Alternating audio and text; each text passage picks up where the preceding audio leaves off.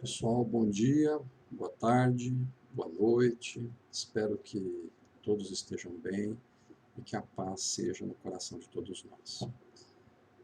A proposta hoje é de fazer um pequeno comentário, um singelo comentário, sobre um trecho de Mateus, capítulo 5, versículo 25, cujo título é Reconcilia-te com os teus inimigos.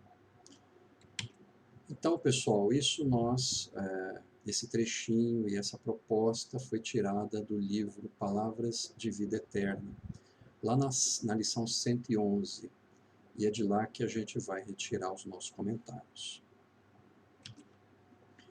Então, comecemos, né? Recomendou Jesus: reconcilia-te sem demora com o teu adversário. Ou seja, ele diz, ou ele quer dizer aqui, quanto mais tempo você demora para promover a reconciliação, pior a situação, mais difícil a situação. Então, sem demora, procura se reconciliar com o seu adversário. E Emmanuel vai discorrendo sobre esse trecho do Evangelho, dizendo assim: diante dos inimigos, preservemos a própria serenidade. A serenidade, pessoal, é algo que nós temos bastante dificuldade de alcançar, mas é primordial, porque é a serenidade que nos dá a tal da paz, né, a tal da tranquilidade que nos permite ter um raciocínio mais claro e mais perfeito. Sem serenidade, a gente tem muita dificuldade de encontrar os melhores caminhos, principalmente nessa situação colocada por Emmanuel, né? Diante dos inimigos, preservemos a própria serenidade. E reconciliar-se alguém com os adversários nos preceitos do Cristo, é reconhecer-lhes, acima de tudo, o direito de opinião. Essa colocação de Emmanuel, ela é difícil para nós, né? Porque, em geral, nós estamos acostumados a não aceitar a opinião alheia, a se rebelar contra coisas que vão contra o nosso brio pessoal, né? O nosso orgulho pessoal. Infelizmente, a gente tem um orgulho exacerbado, né? E a gente tem muita dificuldade em aceitar opiniões que sejam diferentes da nossa. E quando a gente está falando de adversário, é claro que esses adversários vão estar opinando em desfavor a nós, né? Ou seja, contra as nossas convicções. No entanto, Emmanuel nos recomenda, ao contrário do que a maioria faz, né? Porque infelizmente a humanidade promove vingança, promove o exaltamento do orgulho, né?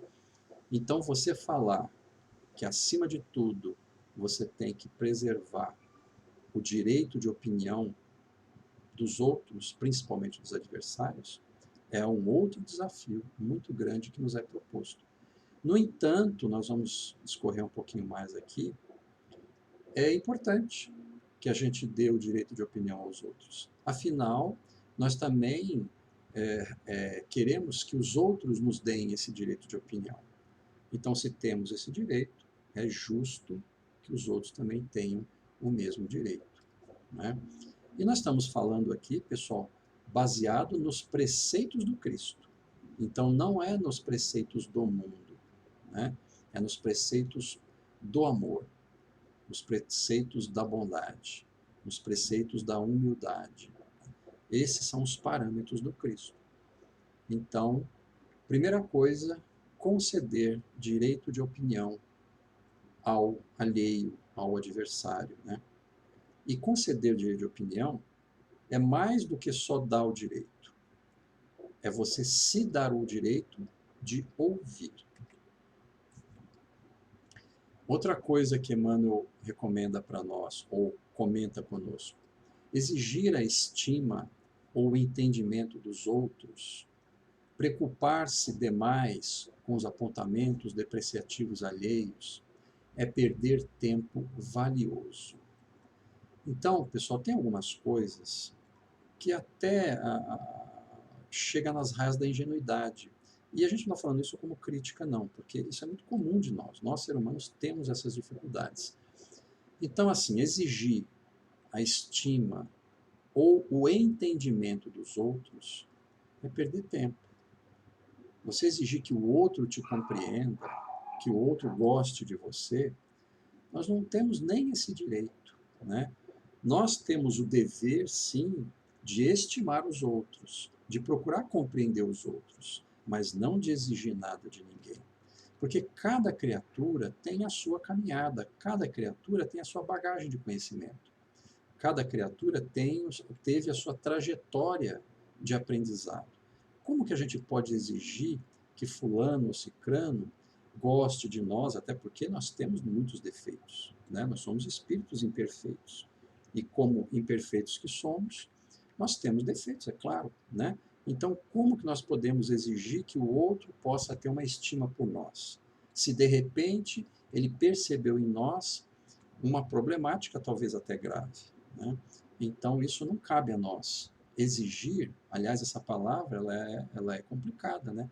Como que nós podemos exigir algo de outro se a gente não exige nem de nós mesmos, né? E se o próprio Deus não exige de nós? Ele recomenda, ele ajuda, ele conduz, ele educa, mas ele não exige, né?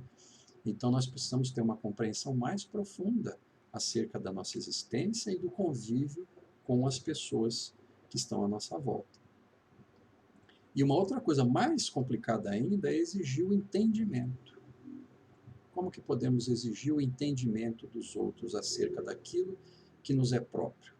Acerca das justificativas que nós temos dentro de nós para os nossos próprios problemas, né?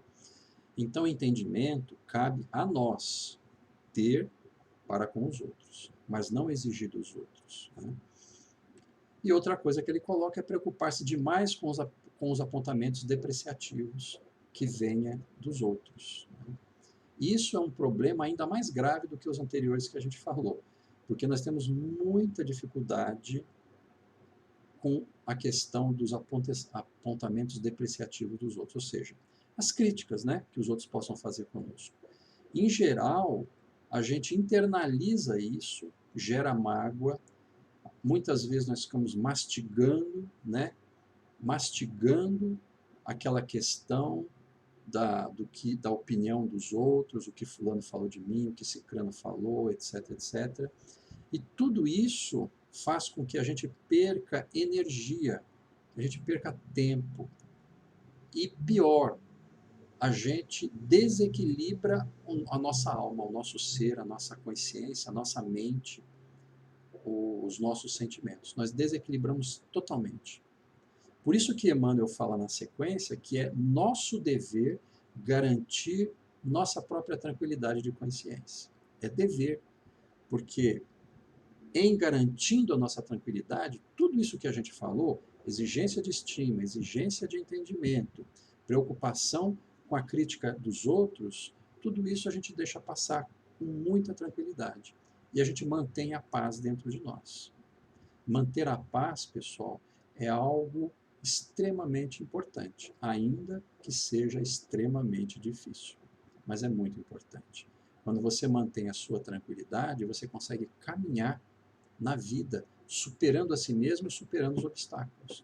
Agora, o contrário de tranquilidade, que é o desespero, faz com que você se afunde nos problemas emocionais, se afunde na perda de tempo, de energia mental, né? Nós ficamos rodando em cima daquela mesma ideia e não conseguimos caminhar para frente. Então é muito importante a gente entender esse dever nosso de manter a nossa tranquilidade e jamais perder tempo com o que realmente não interessa. Então, harmonizar-se com nossos adversários será, e aqui uma proposta difícil que Emmanuel nos coloca, harmonizar-se com nossos adversários será realçar-lhes as qualidades. Então aqui, Emmanuel também propõe métodos para que a gente possa alcançar aquela tranquilidade que falamos agora há pouco, né? Em vez de você olhar o problema que aquele irmão que te acusou e se envolver com esse problema profundamente, em vez de você pensar nisso, olha para aquela criatura e procura realçar as qualidades dele, em vez de ficar parado na crítica. Realça as qualidades. Depois ele fala, desejar sinceramente que triunfem naquilo que nos reprovam. Porque, pessoal, existe uma coisa verdadeira. Geralmente, quando a gente acusa o outro, ou quando a gente fica incomodado com uma atuação do outro, é porque a gente tem esse problema também. Então, se o outro enxergou em nós uma determinada problemática, significa que ele também tem aquilo.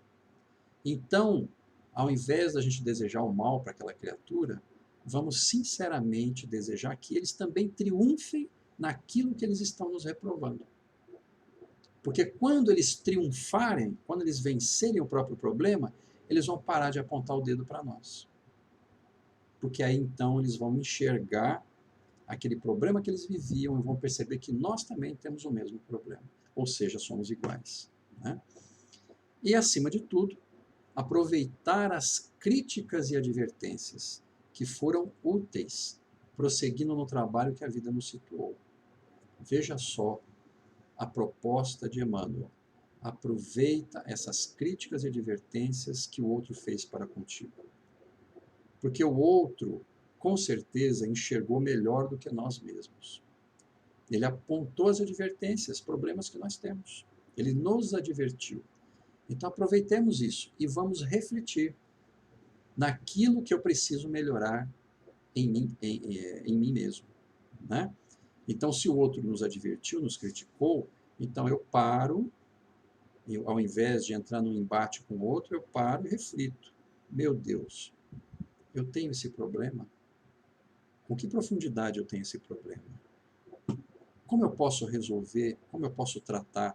Às vezes, pessoas nos agridem, às vezes sem fundamento. Mas também cabe a reflexão. Para a gente, com sinceridade conosco mesmo, enxergar se nós temos ou não aquele problema. Mas precisa ser sincero, que é difícil você aceitar que você tem um defeito. É sempre muito difícil. Só que se você não aceitar, você não trabalha nele e você não melhora. Então é muito importante a crítica e a advertência, por incrível que pareça, porque são elas que às vezes nos apontam o problema que eu preciso corrigir. Então vamos refletir nisso, vamos olhar e refletir. E se encontrarmos verdade nessas críticas e nessas advertências, então vamos trabalhar, como diz ele, prosseguindo no trabalho que a vida nos situou. Porque a vida nos coloca exatamente na situação de que a gente precisa para superar as nossas dificuldades. Porque o nosso caminho é a perfeição, nosso caminho é o melhoramento contínuo, é a evolução. Então, nós somos colocados em situações de desafio para a melhoria interna, para a melhoria pessoal, para o desenvolvimento pessoal. Então, não vamos parar na crítica, na advertência. Vamos olhar para ela para que a gente possa trabalhar na nossa própria melhoria, continuando sempre sem parar. E Emmanuel continua dizendo, não tenhamos a presunção de não termos adversários, porque como somos imperfeitos, infelizmente nós já adquirimos adversários não só nessa vida, mas em outras vidas.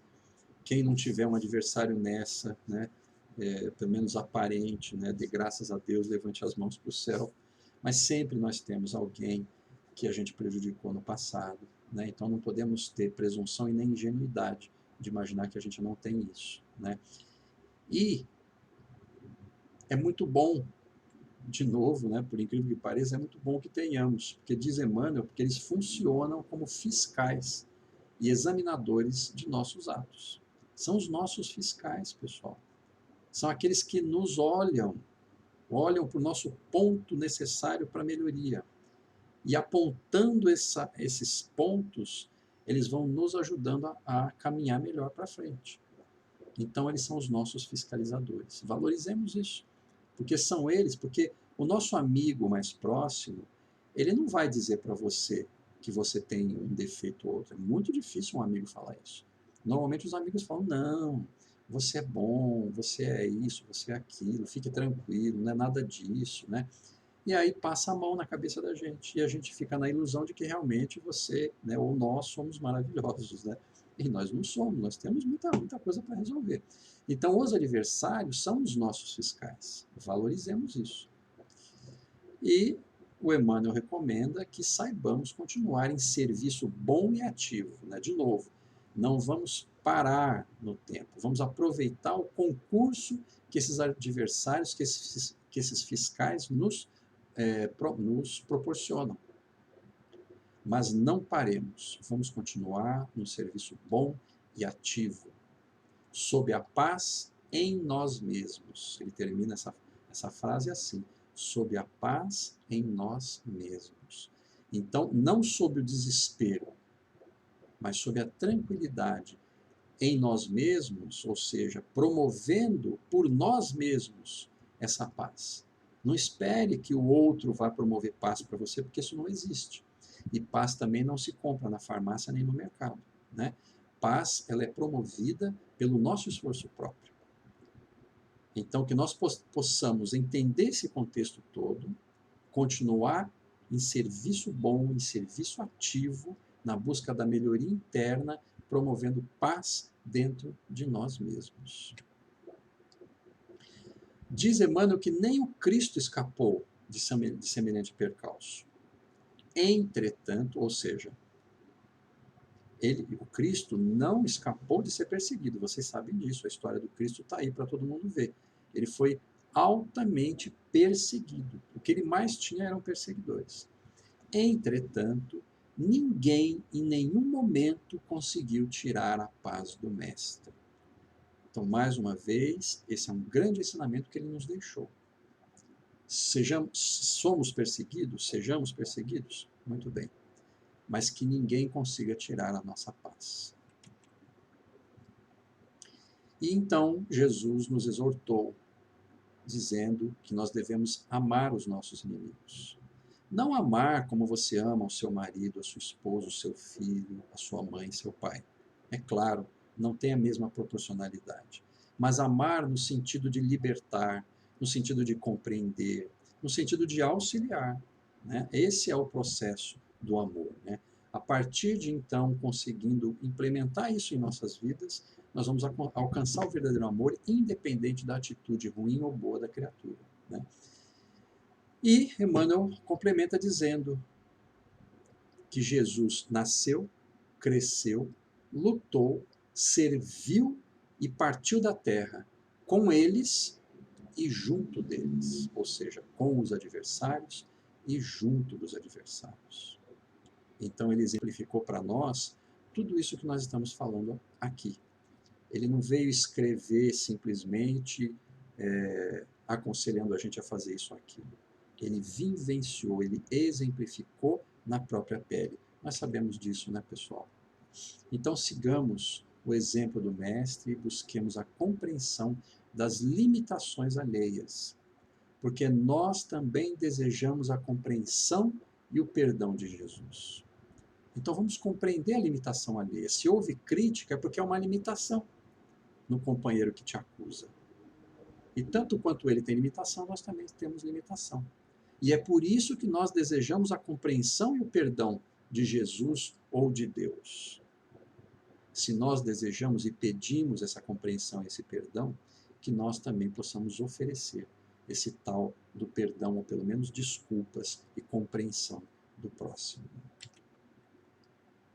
Então agradeço esses momentos de reflexão, espero que tenha ajudado a vocês e que Deus abençoe a todos nós. Muito obrigado. Fiquem com Deus.